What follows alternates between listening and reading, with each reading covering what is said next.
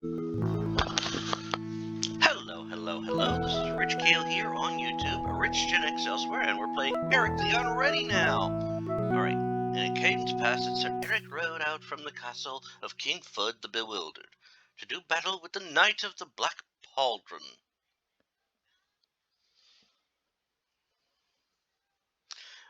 That's a poor pun. Then did our goodly knight gaze upon the face of his opponent, and it befell that he forgot the words of the challenge he must utter in order that the contest might commence.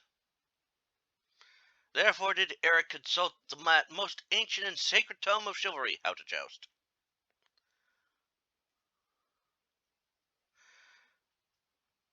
But Sir Eric's visor did smash shut upon his face, and the sacred book did fall unto the ground, and when the knight made once again to raise up his visor, then did the point of his lance become impaled upon the branches above.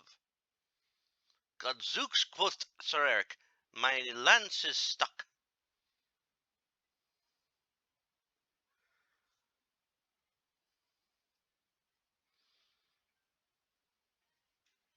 Then came a deluge of apples which did unhorse the dread foe.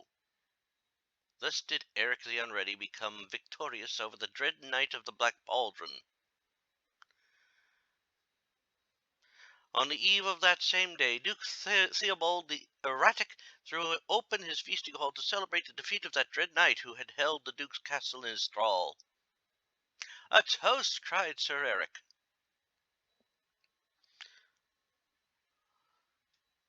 The guests, sensing impending disaster, fled for their lives.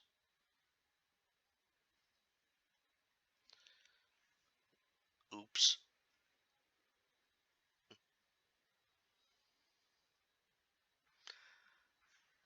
And that is our introduction to Eric the Unready.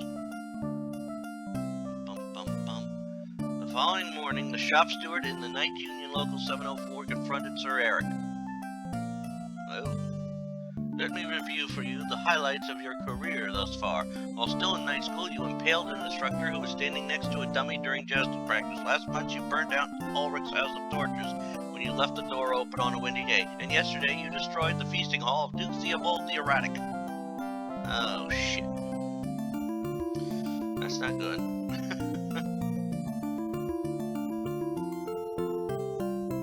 From now on, you will receive only those quests which I deem suitable for your obviously limited talents. The shop steward glances down at the paper in his hands and says, here's the perfect thing. This morning, a farmer came into the Union Hall and said that a passing witch turned his only daughter into a pig. Your quest today, Sir Eric, is to go to his farm and break the enchantment by kissing the pig. Here's your work slip. I don't want to see your face again until the task is done.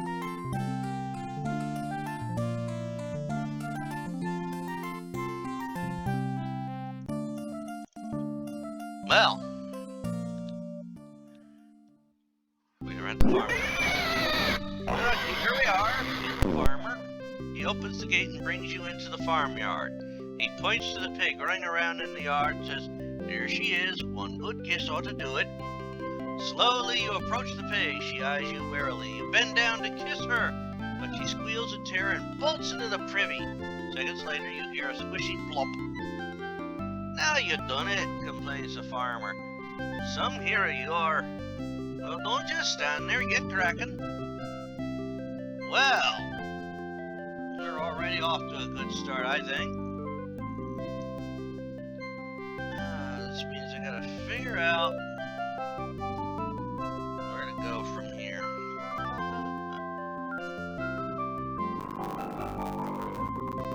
So, how do I start this menagerie?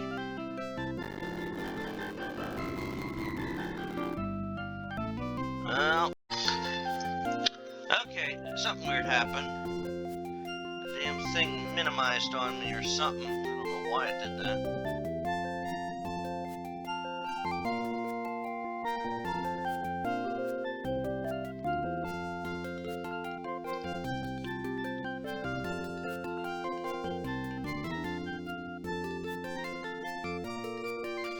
So,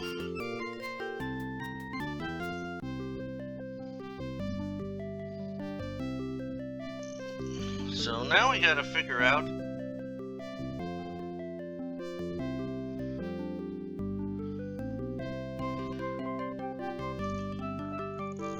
Okay, so we gotta make our way through all this now. One thing I hate is that when they have walkthroughs and all these books.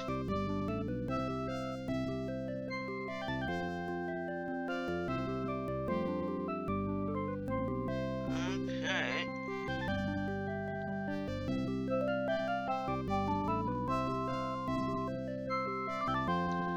Alright, well.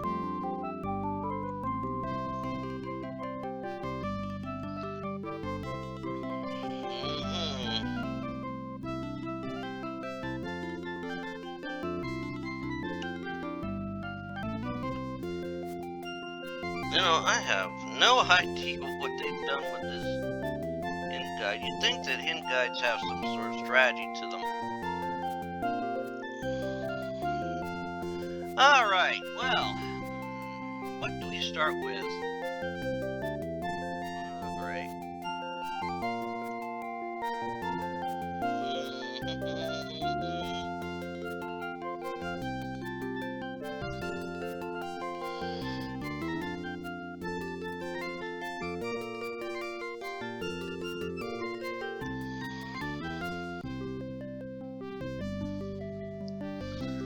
Okay, guess we don't have a set walkthrough here in this book one. Foolish me. What was I thinking? Well then, I have to find one online. You know, this farmer is just, weird. Actually, no, he's not weird. He gives off a very Amish vibe.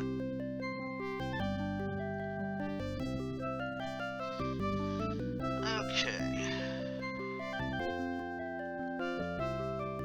I mean, he looks very Amish.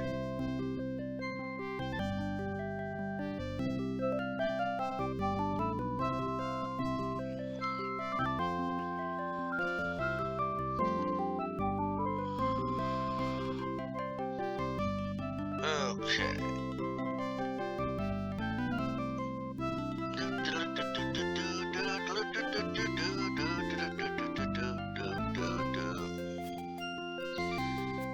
Okay.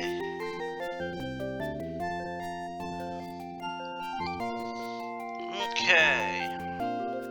Look in barn. How can you do that? Okay.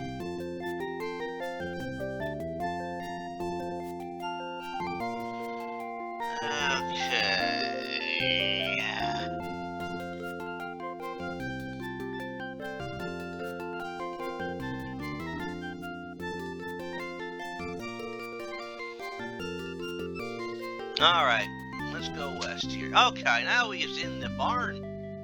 Okay, in the barn. The barn is old but clean. The floor has been swept and everything seems pretty much in its place. The cows are well groomed and they are contentedly chewing on their good in the manner vaguely reminiscent of the farmer. Okay. Since the one wall is a closed medicine chest, a rope hangs on the wall, and the exit to the farmyard lies to the east. Well then, I'm gonna get me some rope.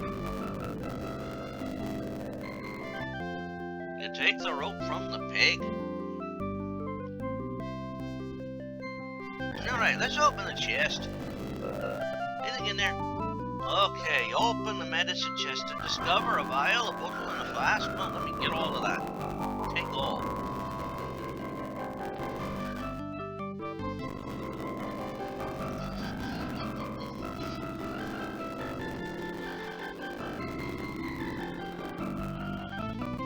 Alright, so let's get out to the farmyard. Ortiz. They're standing in a tired-looking farmyard that is absolutely no danger of finding itself pictured on the cover of Better Homes and Barnyards. An aging barn lies to the west, and to the northeast is a small shack with a crescent moon over the door. That's a privy. That's an outhouse. With a beaten farmer staring at you impassively. An expression vaguely reminiscent of a cow. The farmer looks and says, well, I haven't gonna play. Okay. Well, we go northeast. In the privy. Under one privy. Jokes. Oh boy. Inside of the privy is small, cramped, and smelly. It has the requisite graffiti on the wall, as well as a few magazines that you hope are intended for reading. The bench is a one-holer, and through that hole you can see a pig happily rolling around in the muck below. There's a hook on the wall. The only way out is a small door to the southwest which leads back out to the farmyard. On the bench you see a newspaper. Okay, let's read the newspaper. Take the newspaper first.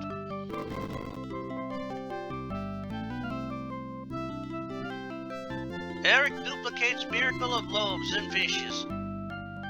Thousands of pilgrims feast on fruit sent from heaven. Duke Theobald's castle burns. The feasting hall, Duke Theobald the Erratic, burned to the ground last week during a celebratory luncheon honoring the retirement of the Knight of the Black Pauldron, who had held the castle in his thrall for the past 20 years. It was time for me to move on, said the knight prior to the blaze. I got a nice piece of land picked out near the inner sea. The people there seem nice, and I can terrorize them part-time and still have plenty of evenings and weekends free for collecting shells. Fud's last week. According to the ancient prophecy, King Fud the Bewildered will die this coming Saturday. The Taurus Inquirer has learned that he plans to spend his last week of life closeted in his chambers playing with his toy soldiers and the classifieds.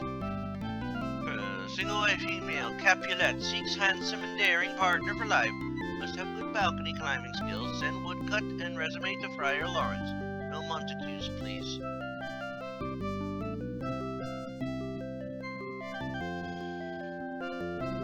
Help wanted. Merry men. Established outlaw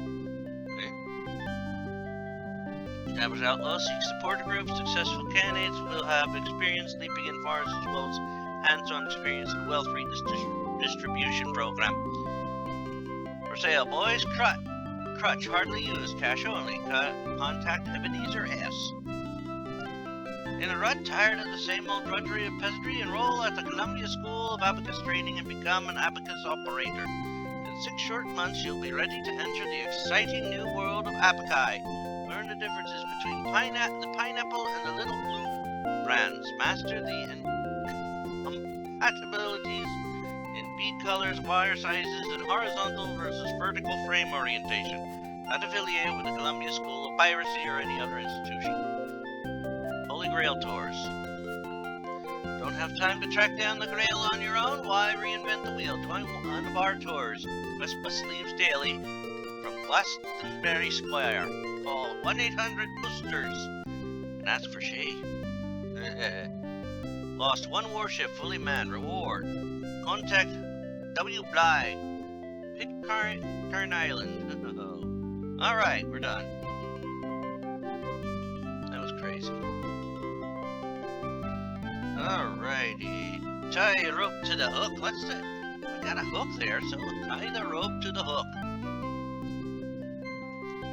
And tie the other end of the rope to the hook and throw it other arm down the privy. Okay, got to go down.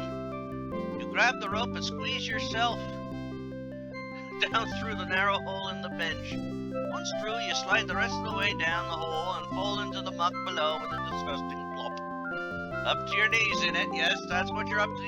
You are up to your knees in stuff. A rope hanging from above provides the only exit. A startled pig is here, eyeing you warily.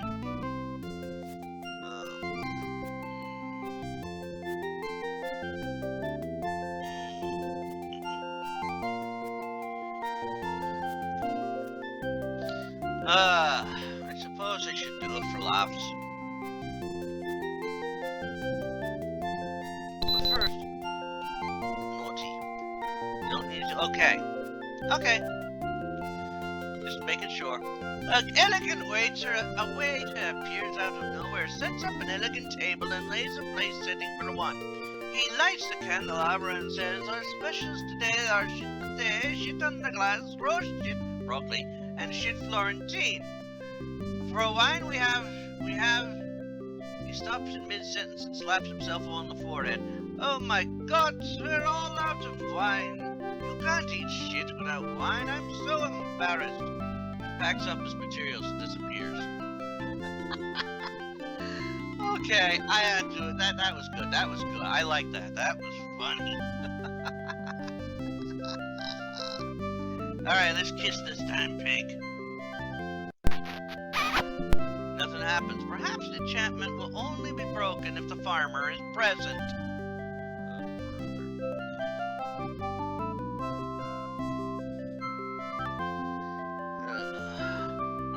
I'll pull him back. Alright, so. That don't work. Okay. Now that one. Let's give the hog wild to pig. Hog wild to pig. Pig sucks down the contents of the bottle, which magically vanishes into the air. A shiver passes through the sow's body, and she suddenly seems much more interested in you than before. Without warning, she makes a leap for your leg, wraps her own stubby legs around it, and hangs on for dear life. Oh. That. Up. You climb back up the rope, dragging the pig along with you. Yeah. We know all that.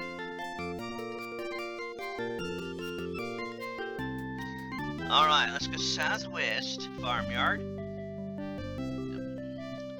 You are standing in a tired-looking farm, yada yada yada. Mother beat me. You stumble out of the privy, dragging the pig along with you. "I've done it," you announce to the farmer. "Here's your pig. If you just sign the work slip, then I'll be on my way." The farmer remains expressionless. "You're not done yet, lad," he says. "But it's still me only daughter, and you got to kiss her to remove the enchantment, but remember, no tongue." The pig pats her eyelashes, puckers her lips, and wiggles her haunches suggestively. Right. Kiss pig. Slowly your lips approach those of the slime-covered animal. Finally, you close your eyes, take the plunge, and give the pig a resounding smack right on the lips. At that moment, you hear a voice from beyond the gate. "Hello, Daddy. I'm back. Did you miss me? I just popped over to me Auntie May's to get some apples." She catches sight of your manure-covered figure. "Look, who's this?"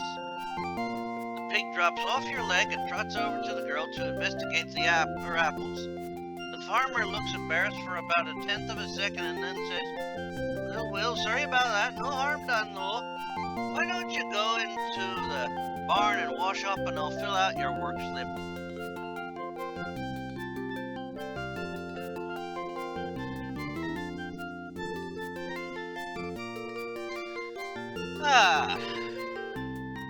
This farmer was too simple-minded for his own good.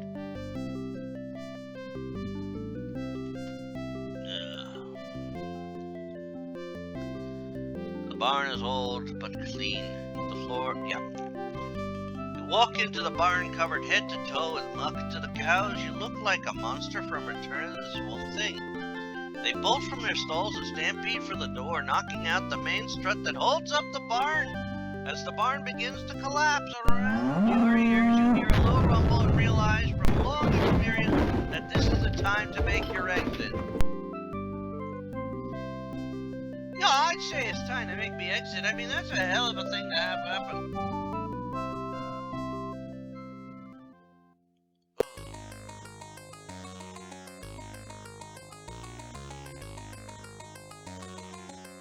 While trudging the long miles back to the village, you hear the hoofbeats behind you. The royal carriage of Princess Lorealle the Worthy comes over the hill and pulls to a halt beside you. "Whither goest thou, Sir Knight?" calls the princess from within the carriage. "To the castle, my lady." "Then ride with me in my carriage." By my troth I cannot, my lady, for I am covered in filth, and you would befoul the presence of one so fair as yourself. Nonsense, cries the princess. Hop in. You are most kind, my lady, to have pity on a poor knight in my condition. She is a bit of a looker. In the old sense. Yes, are you Eric? Yes, my lady, I am. Unfortunately, he was barely worthy of the name of knight. Don't be daft. I think you're a perfectly good knight who's just had a run of bad luck. You keep trying, that's the main thing. If I ever get in trouble, I'd much rather be rescued by you than one of those stuck-up prima donnas who come preening around the castle. Oh, that's nice.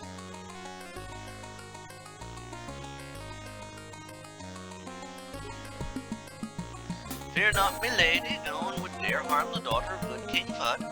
To do so would incur the wrath of that flower of chivalry, the knights of the rhomboid table. No one would be so foolish as to take that risk, even for one so beautiful as yourself.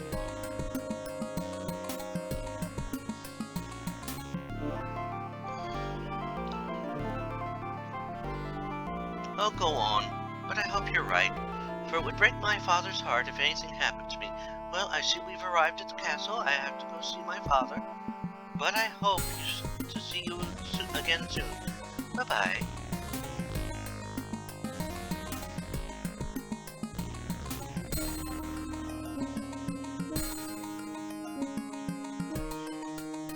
Barracks. You awaken to a new day. You are lying on your bed in the castle barracks. You try to get up, but discover you can't. You recall that you were so tired last night that you tumbled into bed without removing your armor. After your excursions into the privy, that appears to have been a bad move. Now the armor is rusted shut. Eric.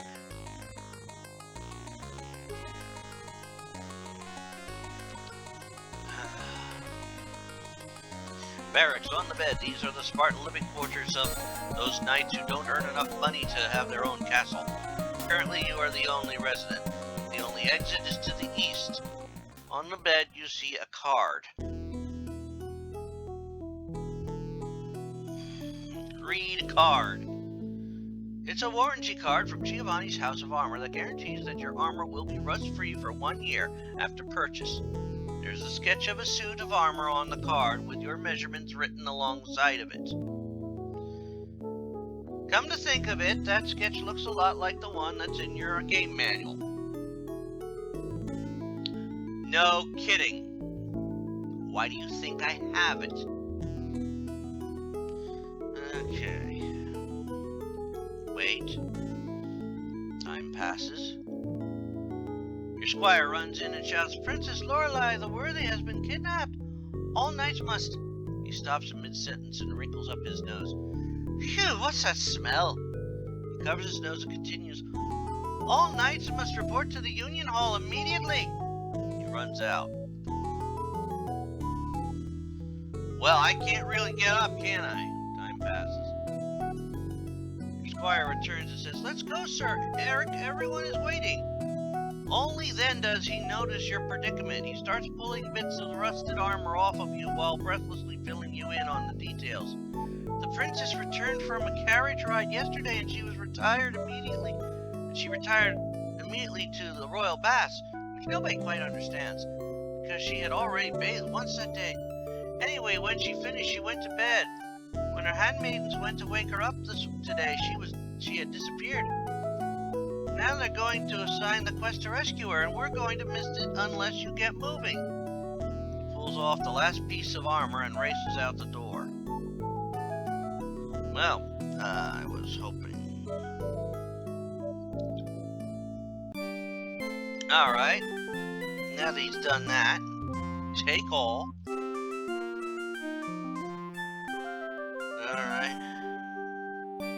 Alright, let's head east. Hang out in bed first.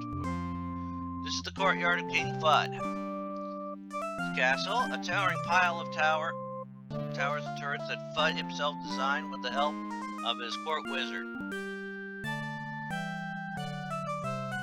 The entrance to the castle lies to the north, and next to it is a tall tower with a strange dish-shaped collection of wires on the top. There's a window high up in the tower and a garden at the base. The entrance to the barracks lies to the west, and the town itself lies to the south. Well, we got our newspaper. I'm going to read it.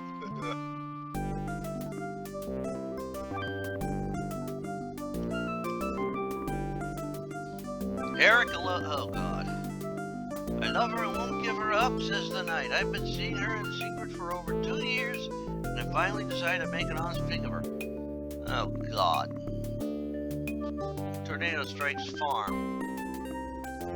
Tornado touched down yesterday on Farmer Berthold's the Cheap's homestead. The barn and several outbuildings were flattened. The farmer, his daughter, and his daughter's apples were all unharmed. The livestock also seemed to be unscathed, although one pig is reported to be very despondent. 121-year-old woman gives birth while hang gliding. God. 121-year-old woman gives birth to a two-headed baby yesterday while hang gliding in the Rim Mountains. I don't see what the fuss is about, said Gretchen the old and wrinkled. All my children have had 2 heads. I've got them scattered all over tourists. Bilbo, come home. All is forgiven. P.S. I sold the ring. Frodo. Help 1. 2 guardsmen seeking like-minded, group-oriented individual. Must be bold, daring, and willing to sleep 3 to a bed. Chocolate lover preferred. Albatross. Good condition. Cheap. New owner must pick up in person. No delivery terms available. A mariner. For sale, 100 acres of prime woodland. Some indigenous wildlife easily cleared for commercial development. See Robin. Oh boy. Flabby, worn out? What you need is exercise. Join the Flour Mill Health Club. Excellent treadmill, 50 pounds free weight. Convenient 12-hour workout program. For hire, archaeologist, adventurer. Good working relationship with Germans. No snakes, please. Contact I. Jones. I steal anyway. I steal anything. Come to the bazaar. Ask for Shadowrun. The Puce Pimpernel has filed for bankruptcy protection from his creditors. He is working towards a settlement whereby he can reopen shortly under a new color. Small wooden puppet. No strings attached. Trick nose. Contact Geppetto. Trade news. Heard any good gossip recently? Want to pass along? Give us a call. We guarantee complete anonymity. Cleric's Gossip Weekly has been ministering to the rumor needs of the Golden Empire for over 1/10 of a century. Call 1CGW Rum Bags. Ask for Jill Snow.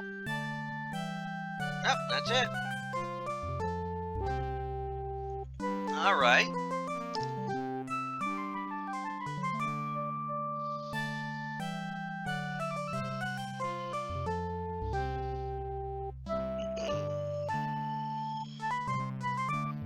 So, what would we do? Go north? A bleary-eyed porter appears and says, begging your pardon, sir, but we haven't recovered from last night's binge yet. Would you mind coming back a little later? Before you can answer, the porter disappears. Bummer. I guess I gotta go south. Village Square. Village Square. The courtyard lies to the north. The Union Hall to the east. The village green to the south. The armory to the west. The sergeant of arms appears out of nowhere and drags you to the Union Hall. He takes up a position in the entrance that makes it clear that no one's going to be able to get out until he steps aside. Okay. The Union Hall is the place where all the knights come each morning, hoping to be assigned one of the day's quests. It's a tired-looking room with a trophy case. In one corner, and pictures of famous knights lining the walls. Okay. Well, I guess I gotta go through all this. Wait. You overhear the conversation of some fat old knight sitting in the back of the hall. Soft that calls him cocked. One good melee, a few severed limbs, and half of them would go running home to them mummers. And look at that fancy equipment. In our days, we didn't have lances. We had long sticks that we sharpened with our teeth and helmets. We used the kitchen pots on our head and hope for the best. And what about those crossbows? In the old days, all we had were long poles with bits of string. Half of the time, the thing would break in our hands and send the arrow flying into our stomachs. And then we'd die because we didn't have proper medicine, not like today, with all them fancy leeches and such. In our day, if we needed to bleed, we gnawed a hole in our wrist until we hit an artery. After it drained for a while, we'd tie a rag around it real tight and then wait for the hand to fall off. Not to mention how they run sieges nowadays. Now it's catapult this and battering ram that. In my day, we sent 500 screaming maniacs running up a castle wall to form a human pyramid. And then some unlucky bastard would climb up to the top while the defenders poured boiling oil on his head. Then, if by some chance he made it, they'd hack him to bits with their swords. But did that stop him? No. He'd run down to the inner gates and use what was left of his body as a counterweight so the rest of us could rush in to kill all the livestock and break the living. Or was it the other way around? I'm a little fuzzy on the details. Yeah, I think that's what they do. The room falls silent as the shop steward comes in. He faces the troops with a pained expression on his face and begins to speak. Listen up, men.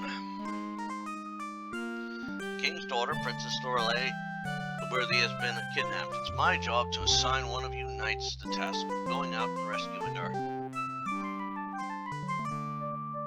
The quest is especially tricky because of the impending death of King Fudd. For those of you who aren't up on these matters, I remind you of the ancient prophecy that has foretold that Fudd will die on his 60th birthday, which is this coming Saturday.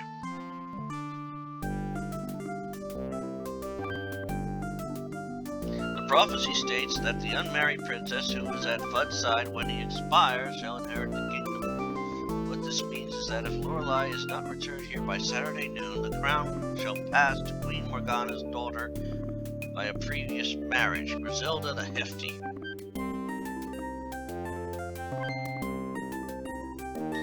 All you know that the traditional reward for the rescue of a kidnapped princess is half the kingdom and the girl's hand in marriage.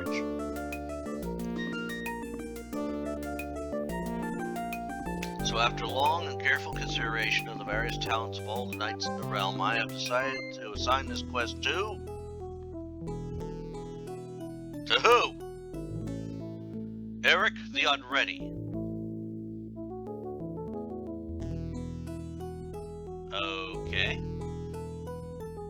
Eric shouts one night, that incompetent, why our treasury still hasn't recovered from the cost of the rebuilding Ulrich's House of Torches? Yes, shouts another. And Farmer Berthold, the chief, still hasn't figured out how to get that chicken out of his cow's butt. How can you just pick Eric? Silence, roars the shop steward. The decision has been made, the decision is final. The knights start to file out of the hall, glowering at you as they pass. A few of the older ones are angrily gnawing at their greaves. Soon you are left alone. Okay, so I've been... Alright. Well then. You know, that's that plot armor working, but... Given his name, do we have something we don't know, maybe? Alright, Village Square. This is Village Square. The courtyard lies to the north, the Union Hall to the east, the Village Green to the south, the Armory to the west. While you were in the Union Hall, a crowd was gathering in the Village Square. You elbow your way to the front of the throng and learn that they have come to see Ponce, the most famous bard in all of Taurus. Despite his fame, his prices are reasonable, as evident by the sign at his side. Someone tosses the bard a copper penny. He pockets the coin and says, A man walks into a barber surgeon's office. On his head is a bright green frog. The barber surgeon asks, "What's the problem?" The frog answers, "I'd like to have this word on my arch removed." Okay, let's read the sign. Jokes, 1 copper penny. Songs, 1 silver penny. The Epic of Balder, 1 gold coin. Someone tosses the bard a silver penny. He pockets the coin and launches into a long song about a knight and his chaste love for the wife of the king.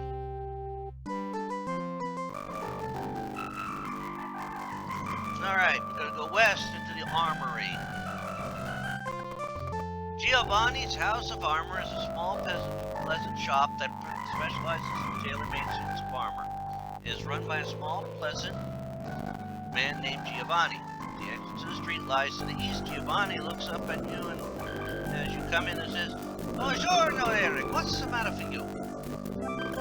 "What's the matter for me? I think we have a problem with this armor."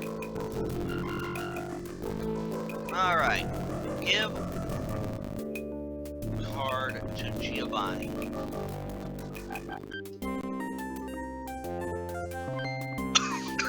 Pardon. You got the problem? I fix.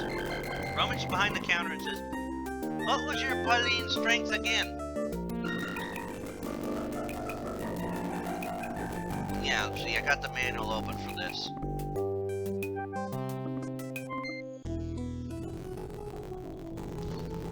It's 25. What's your Kara thickness again?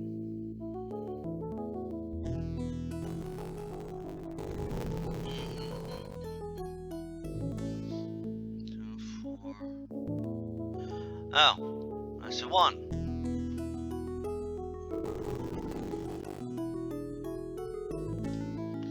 What's your cruise color again? Brown. GMI pops back out from behind the counter and says, "Okay, we got it now. Come back next week, and I got a brand new suit for you.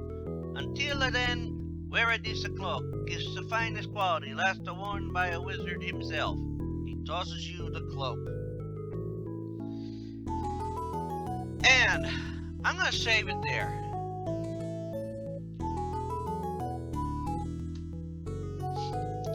I do thank you for watching. If you've been watching this far, please put in the comments Eric and Pig.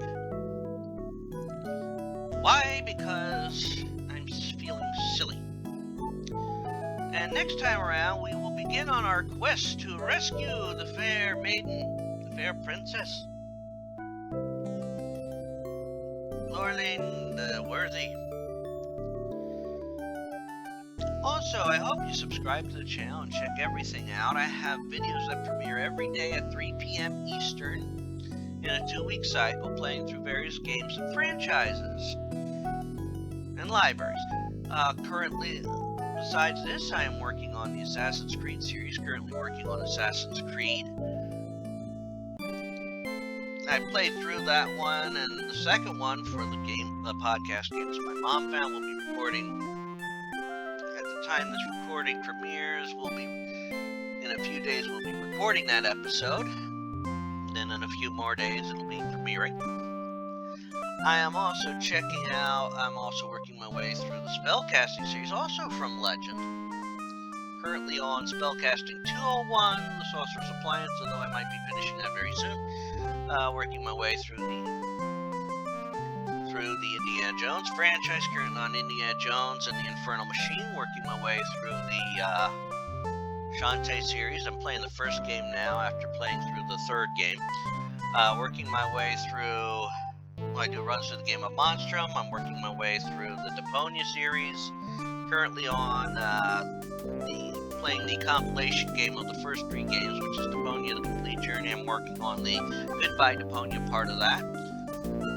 And I am working my way through the King's Quest franchise, currently on King's Quest 7, The Princeless Bride. And a bunch of other games that premiere at 3 p.m. Eastern in a 2-week cycle. Also at 10 a.m. weekly, Tuesday through Saturday, sometimes on Monday I've been used premiering. Tuesday is a fic reading. Wednesday is one of the first 7 Final Fantasies. Thursday is usually a Dead by Daylight game or 2. Friday is